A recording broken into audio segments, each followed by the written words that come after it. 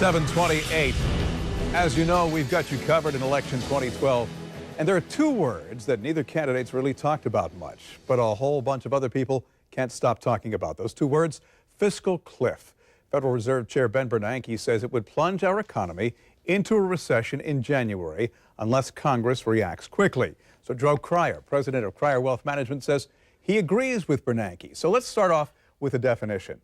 The fiscal cliff. I mean, are we talking about going over the edge of the economy? Well, we are. We're talking about an economy that's not very healthy. As you know, unemployment's still at 7.9%.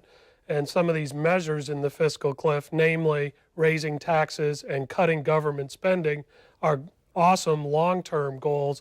But short-term, when you have an economy that's on life support, it would plunge it into a serious situation that, again, would take a lot more time to recover from. Let me ask you this. Does it really matter who goes into the White House when it comes to trying to teeter and not fall off this fiscal cliff? Or are there other economic things that come into play? Or is the balance of power in Congress perhaps more important in the whole scenario? Yeah, I think there's going to be a lot of eyes on the balance of power in Congress, because that's going to speak to how cooperative these guys are in working together and working with whoever the president is. Short term, who's in the White House doesn't really matter. This campaign is about long-term visions, and they're all talking about cutting the debt. The fiscal cliff kind of goes in the opposite direction of that, as I said a minute ago. So we have short-term and long-term goals that are completely conflicting right here, and whoever gets elected, their best bet is to just kind of back off, stay away, let Congress fight this out over the next month or so. And when it comes to growing the economy, there are 4 bullet points that you say come into play here. Let's talk about the first one. That's the election uncertainty. Yeah, just getting that out of the way, and a lot of people think that Wall Street is all Republican and Main Street is all Democrat. It's really not true. We're a lot closer on this than most people think. And of course, the fiscal cliff, as we talked about, that debate is going to be big, and we need to see some cooperation. And corporations are not going to spend unless they have some clarity on these issues. And then, of course, we have consumers coming into the time of year when they're spending the most money. They have to have some confidence that this economy is going to work out. Now, I don't know if this is coincidence with the timing when you look at Ben Bernanke's reference to the fiscal cliff, or if there's really a major political agenda here, but there's a group of the nation's CEOs that took out ads nationwide. And this is the ad that appeared in the Florida Times-Union. And essentially they say, raise taxes, cut expenditures now, balance the budget, and be responsible.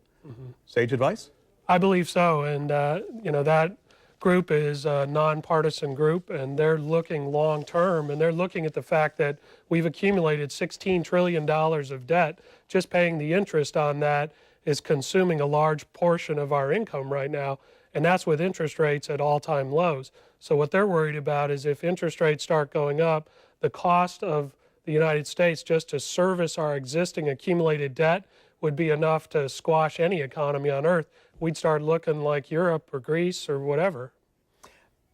There are statistics we talk about every morning that refer to the economy: consumer confidence, consumer spending, jobless rate, the number of jobs that have been created. Statistics can be easily manipulated. In the grand scheme of things, are we on the right track? I believe we are, and I think everybody agrees that we are.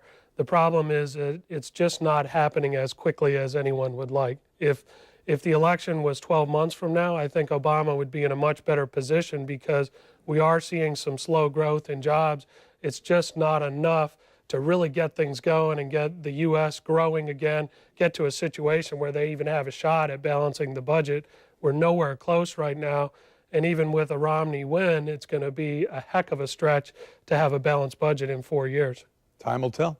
No crystal ball can accurately predict what's going to happen. Let's just hope we are on the right track. Joe Krier, thanks, Bruce. Always good to talk to you. Appreciate your insight.